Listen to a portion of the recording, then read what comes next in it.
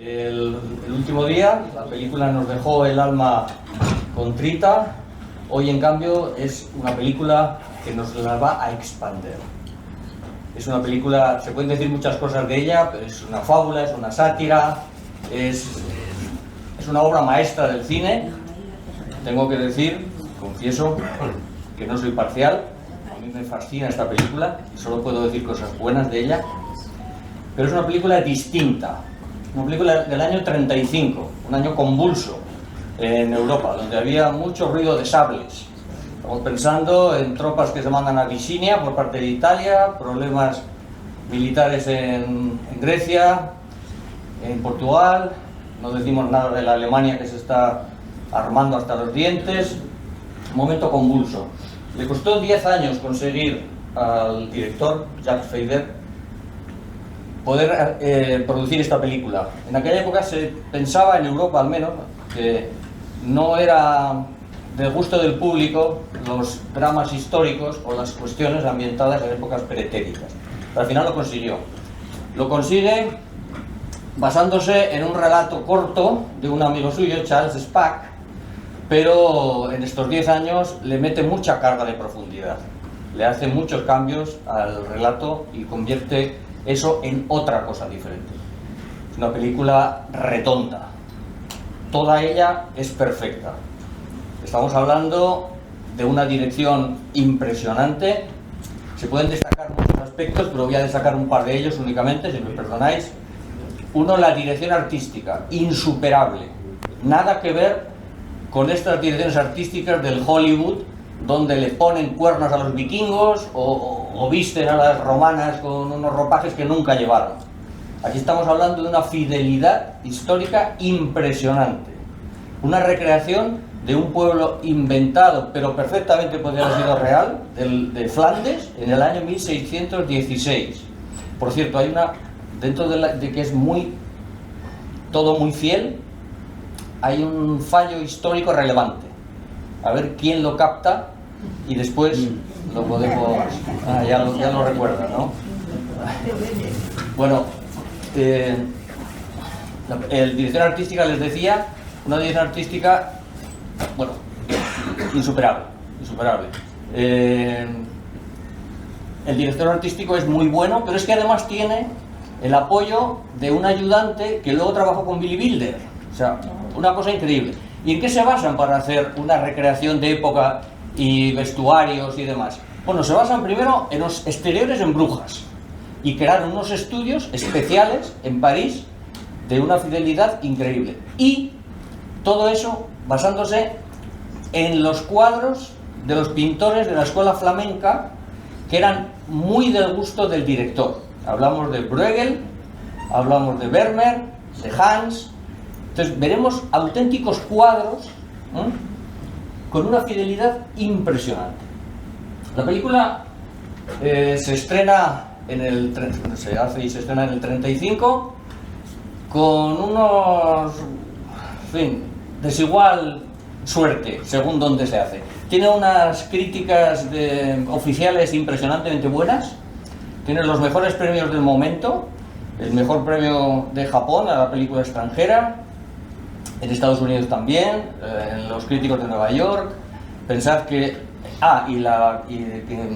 premio a la mejor dirección en el Festival de Venecia. Pensad que no hay Cannes, que nace en el 46, y que no hay Oscar a la película de lengua no inglesa, que nace en el 56. Entonces, recoge todos los mejores premios de la época.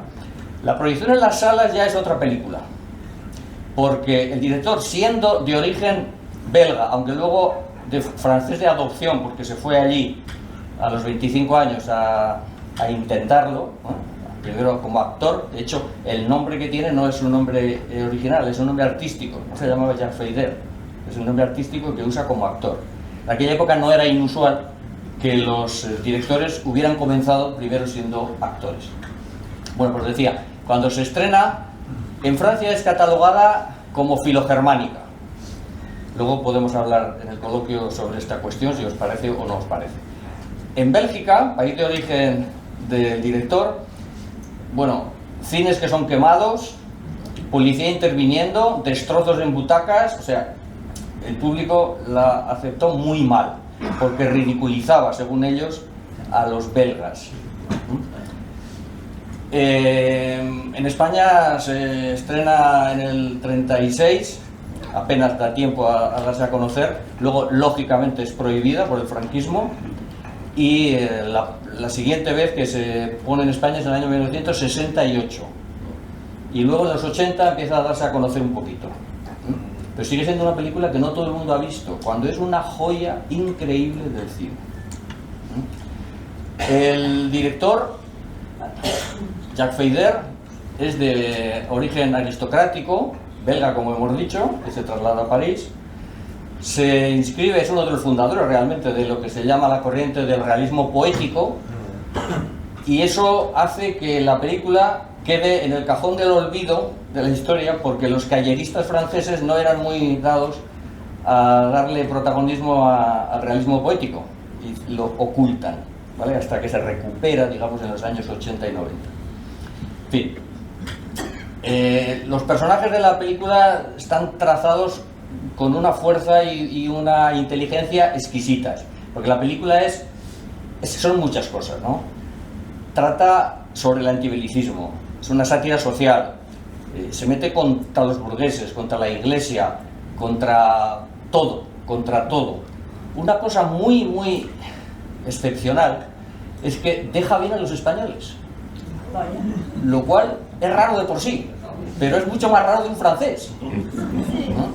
Y nos trata de una manera muy amable, ¿no? Es, no sé, incluso sospechosamente amable, porque es tan excepcional que esto se dé. Bueno, la actriz principal, que también era la esposa de Feyder toda su vida, se llama Françoise Roissy.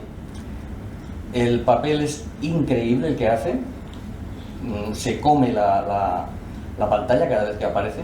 Luego, si queréis, podemos hablar de ella, porque parece ser que intervino bastante más de lo que la historia oficial dice de la intervención en la película. Fue algo más que una actriz importante.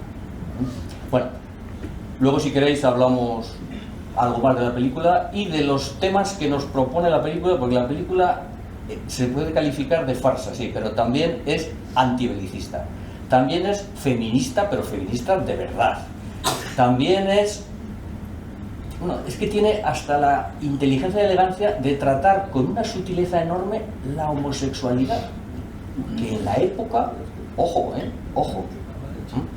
también, os he dicho que al principio fue calificada en Francia de filogermánica, en Alemania se estrenó, pero rápidamente Goebbels la proscribió, porque, bueno, ya la veremos y entenderemos rápidamente el porqué. Bueno, sin más, luego tendremos un coloquio abierto con Carmen Magallón y hablaremos de lo que nos sugiere la película y de lo que nos apetezca hablar. Gracias y a seguir haciendo regaderas.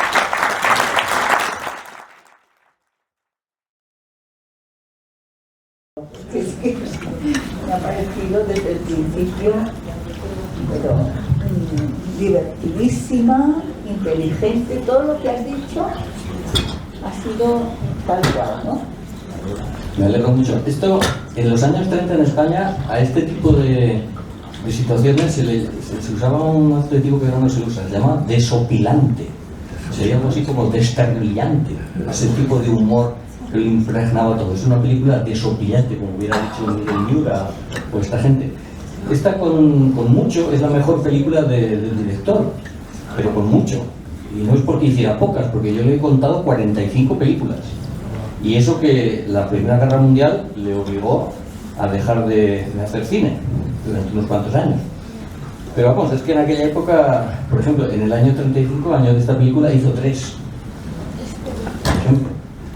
Bueno, a mí me hace pensar también en estas otras situaciones que la historia nos enseña de cómo las mujeres han tomado el mando frente a los hombres guerreros, estas cosas del batallar y tal, y las mujeres que no están por la labor, no sé, Lisístrata en el siglo V a.C., ¿no? Aristófanes, esa idea de que las mujeres toman el control, en ese caso mediante una huelga de sexo.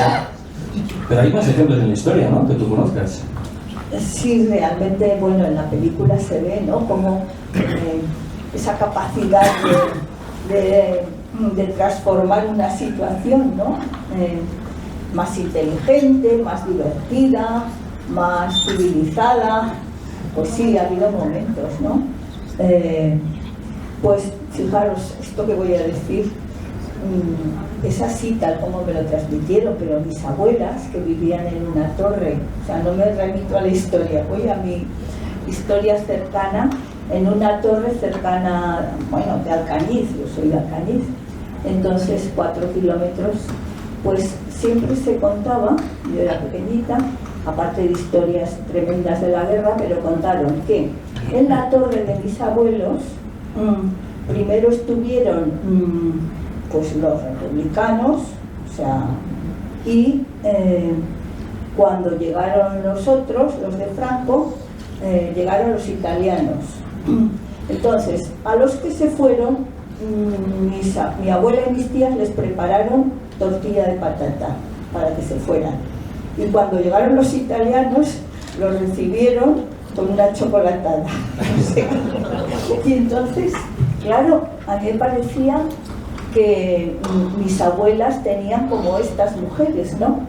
O sea, otra forma de hacer política. La política de cuidar, la política de convivir y de, sobre todo eso, de cuidarse, y es otra forma de hacer política. O sea, me parece una política muy inteligente, ¿no? Y muy alejada del ardor guerrero, tan claro, masculino siempre, ¿no? Claro, porque además ahí, aquí en la película también se ve como es una farsa, ¿no? Lo del ardor. Creo que eso también les ha caído a los hombres como un estereotipo, ¿no? Sí, de hecho, eso es lo que pensó la población masculina, mayoritariamente masculina, en Bélgica, y por eso destrozaban las salas de cine, porque se veían retratados de una manera cobarde. Y eso, en el imaginario colectivo de los hombres, no se lleva bien, ¿verdad?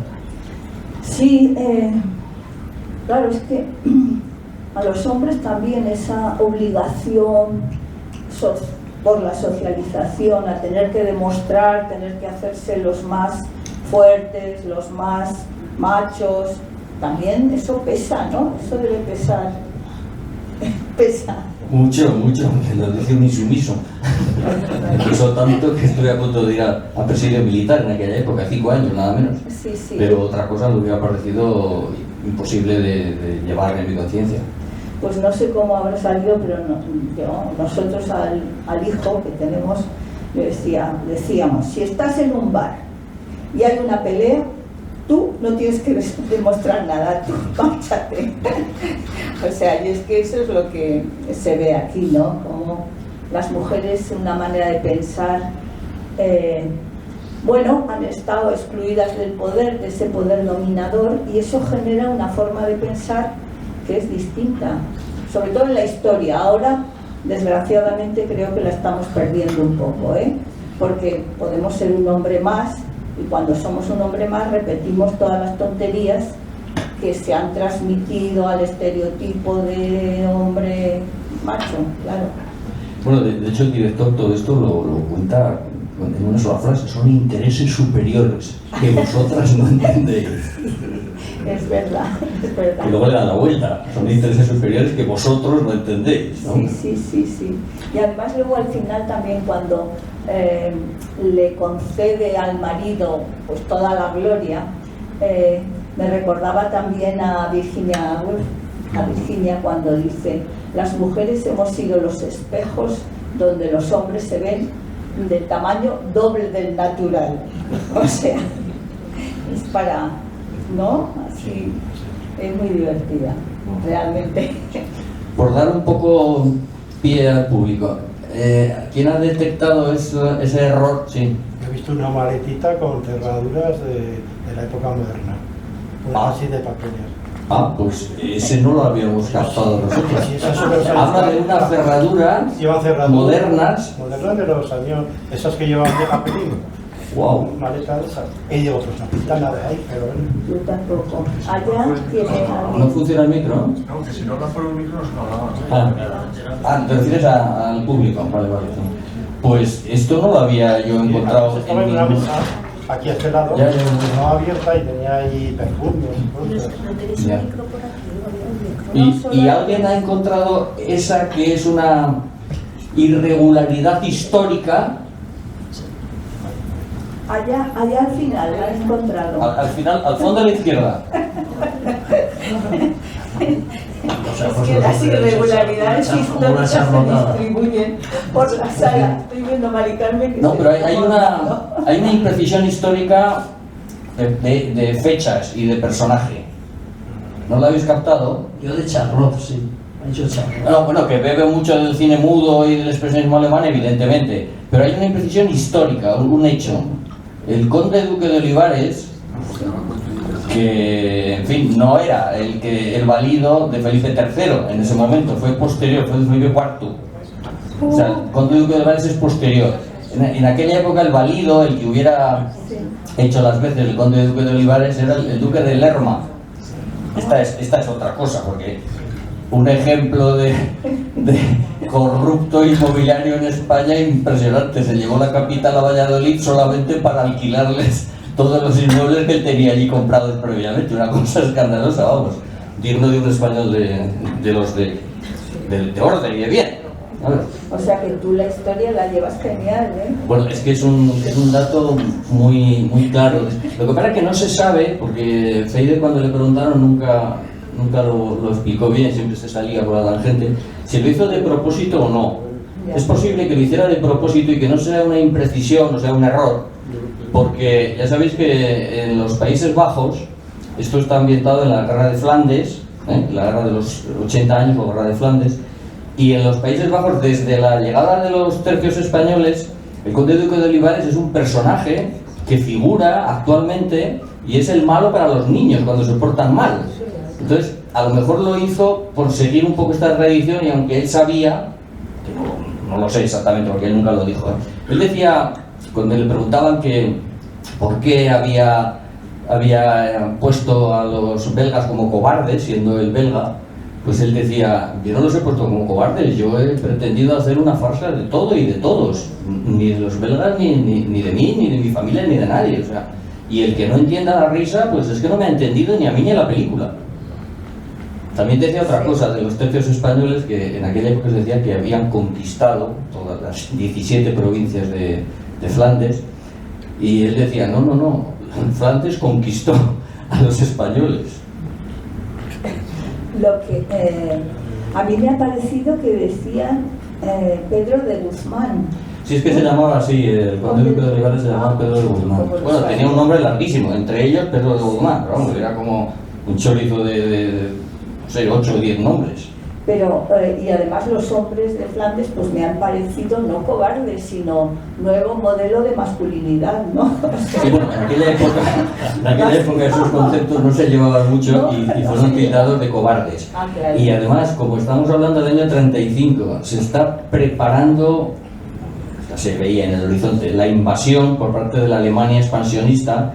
Entonces aquello se vio como una especie de, por eso decían que era filogermana, se veía como una especie de dejemos que nos invadan los alemanes, no pongamos resistencia, y eso fue muy criticado y se veía la película como una cobardía frente a lo que nos va a pasar, ¿no? Desde luego es muy avanzada para la época, sí, porque lo de poner las flores en los fusiles, todo esto que veríamos después en la Revolución de Portugal, en el 74, bueno, más en el 70 y algo, ¿no? Sí, muchos detalles, aparte de lo que has dicho, son como cuadros de Bruegel, ¿no? Bueno, de hecho, hay un juego de palabras, porque el pintor se llama Bruegel, y cambia el orden de la E y la U, para no decir Bruegel directamente, pero en el fondo está haciendo Sí, son cuadros. una reminiscencia clara. Y los cuadros, bueno, ya sabéis, ese cuadro tan famoso de, no me acuerdo el título, la fiesta. La ronda de noche. La ronda de... Sí, la ronda de noche, y luego la fiesta, que cuando están bailando con las comidas que llevan encima, sí, eso es un cuadro. Sí, son clarísimo. cuadros. De Y hecho, cuando juegan a los dados, ¿no? Hay un- también aparece en uno de No, los lo cuadros. demás era cuando llevan toda la comida. Sí, también. Ese es uno de Bruegel, sí. No sé. Igual quieren comentar algo. Sí, claro, Pasamos- por favor, para eso pasamos estamos. el vídeo, que es que tengo muchas ganas de comentar.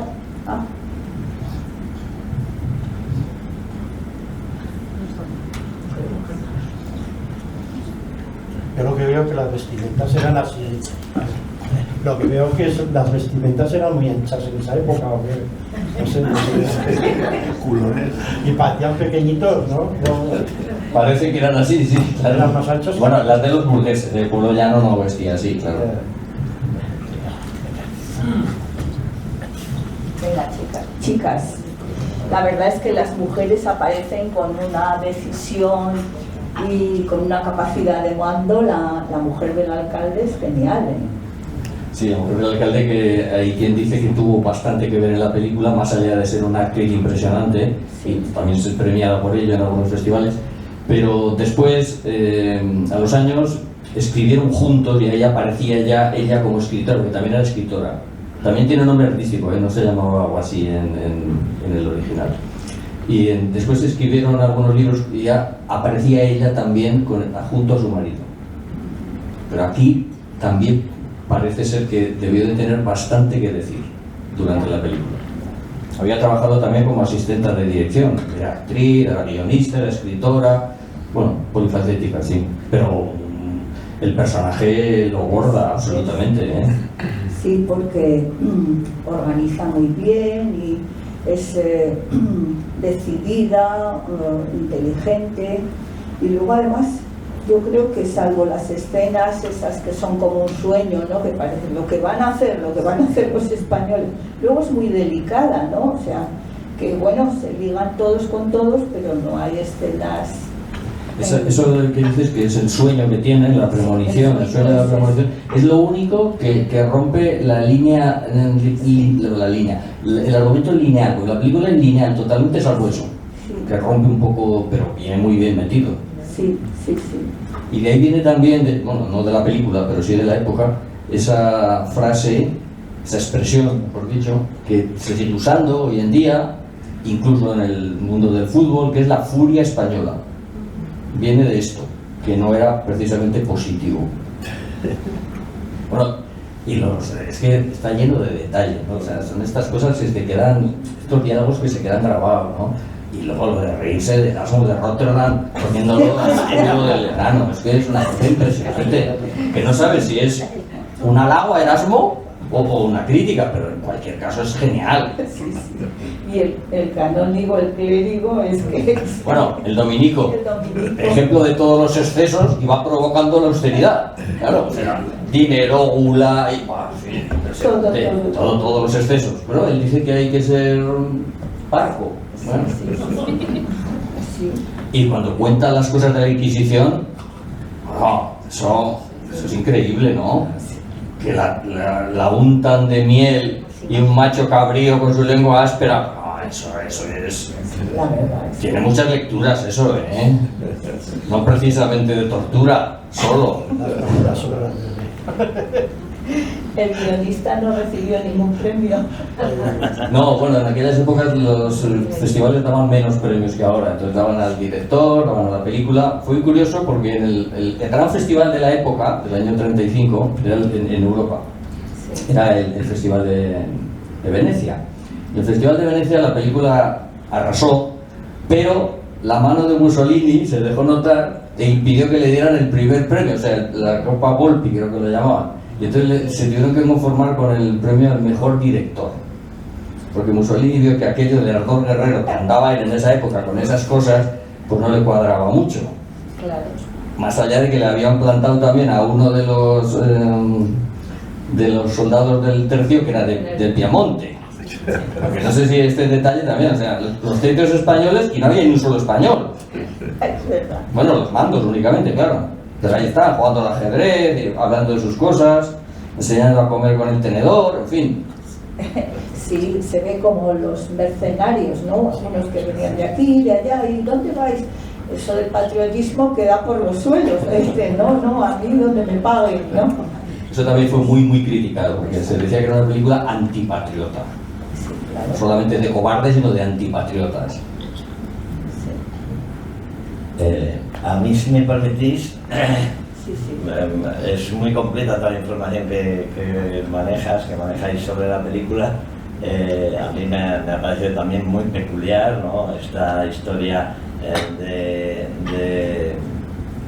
cosas que para la mayoría de la opinión pública pasan desapercibidas, como una película como esta, y que sin embargo están ahí como una expresión de contenidos muy interesantes, ¿no? Y a mí, si me permitís, como activista de la no violencia, ¿no? Me salgo un poco de lo que es el contexto de la película y apuntaría un poco a esa línea que hemos comentado ahora, hablando de la película, ¿no? Ese dejar fluir para evitar el conflicto violento, ¿no? O el enfrentamiento armado, ¿no? Esa es, se puede entender y en la película te reflejan una situación en la que eso podría ser positivo en el sentido de evitar un conflicto innecesariamente, ¿no? Pero luego a veces cuando la situación de una comunidad, los objetivos que tiene un grupo de población respecto a un ejército invasor, ahí surge también desde la perspectiva de la no violencia lo que podemos llamar como la lógica estratégica del conflicto no violento, ¿no? O sea, tienes herramientas para, incluso sin dejar fluir, sin dejar pasar la situación conflictiva para evitar daños mayores, plantear formas de actuación contra esa invasión, contra ese conflicto, sin necesidad de llegar a las armas, ¿no? Y en la misma línea del desconocimiento de cosas que parecen importantes, en el caso de la cultura, una película como esta, pero también en el caso, digamos, del ámbito político, fuentes de información que están absolutamente desconocidas por la gran población, estamos insistiendo desde el colectivo antimilitarista Mambrú de Zaragoza en un estudio que se llama precisamente ¿Por qué funciona la resistencia civil?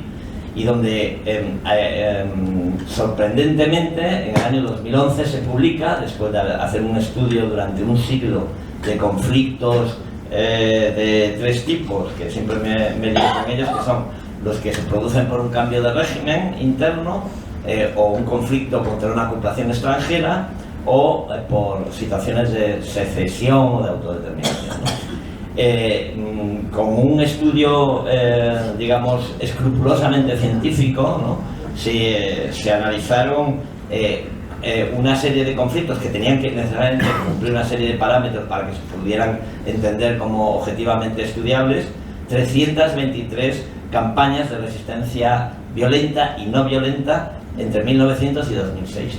Y los resultados fueron espectaculares, hasta tal punto que en el mundo anglosajón esto es bastante conocido, ha sido como el soporte ideológico, como el estudio de cabecera de todo el movimiento contra la extinción climática, porque se establecía ese estudio histórico de herramientas que se pueden tomar para conseguir modificar conflictos de una forma que el movimiento contra la extinción climática entendía también que era interesante. Un dato que sacaba a colación el estudio, y es que estaba demostrado que cuando el 3,5% de la población, como mínimo, actuaba de forma sostenida a lo largo del tiempo e implicándose en una campaña de acción no violenta contra un conflicto, el conflicto caía de parte de la población. En otros casos incluso con menos participación, ¿no? Y el resultado de todos esos 300 casos a lo largo, más de 300 casos a lo largo de más de un siglo, es que el 53%, en el 53% de las ocasiones, el conflicto se resolvía de forma exitosa, y solo en el 26% se conseguía resolverlo, o digamos vencer a la otra parte mediante las armas, ¿no? Entonces, estas son situaciones que son como muy potentes, ¿no? Que ideológicamente siempre hemos dicho... Y que no se conocen. No se conocen, y ahí está el problema, que cuando decimos tenemos que amplificar las voces de paz y no violencia, o sea, para ver que hay otras vías para afrontar situaciones conflictivas que pueden acabar en violencia, pero no tienen por qué. Es como ahora nos rechina tanto, es Europa que se queda sola sin el paraguas de los Estados Unidos y entonces tenemos que defendernos porque la inseguridad hay que poner más armas, o sea, ven a predicar que para la seguridad europea necesitamos más armas y no se habla de otras formas de asegurarse, pues a través de la diplomacia, a través de las relaciones, la cooperación, otra serie de políticas, no necesariamente con las armas. O sea que me parece muy bien lo que has contado. Yo conocí a un de la IRG, a Howard Clark, y ellos escribieron un libro sobre resistencia civil no violenta en casos históricos. Sí. Por ejemplo, Dinamarca,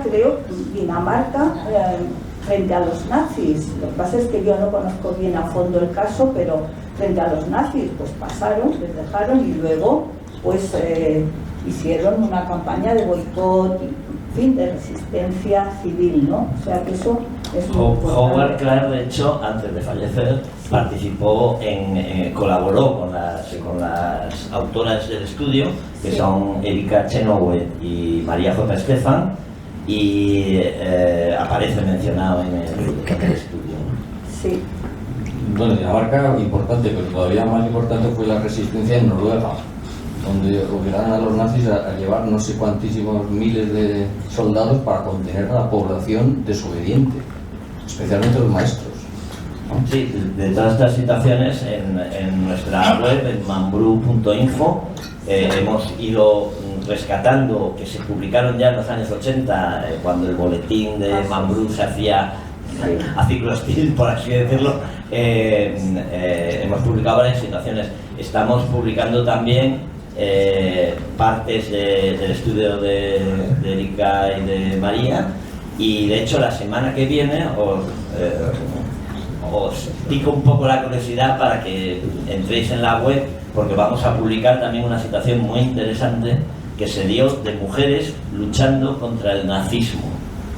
Y la semana que viene, el 6 de marzo, 2 días antes del 8M, hay una fecha histórica que revela hasta qué punto la fuerza de las mujeres en una estrategia no violenta consiguió resultados dentro del régimen nazi. Pero, Bien, yo creo que la gente una cosita más, esto creo que tiene cierto interés. No solamente no se conocen todos estos ejemplos que nos ha enseñado la historia, sino que incluso este libro, este estudio tan famoso de Chenoweth y Stefan, la propia Chenoweth, cuando empezó el estudio no creía que esto era así. O sea, incluso ella, politóloga, culta, conocedora de muchas cosas, creía que esto no era así. Y las investigaciones que llevó a cabo es cuando descubrió cómo la realidad de los casos era que porcentualmente eran mucho más casos exitosos de no violencia que con violencia. Hasta para ella misma fue un advenimiento. O sea, algo, en fin, impresionante. Muy bien, pues vámonos con la sonrisa, ¿no? Bueno, antes de deciros que mañana hay otra sesión a la misma hora, en el mismo sitio, Senderos de Gloria, de Kubrick, y pasado en Tierra de Nadie también, misma hora, mismo lugar. Y a seguir haciendo regaderas. Vamos a hacer un agradecimiento por parte de la comunidad.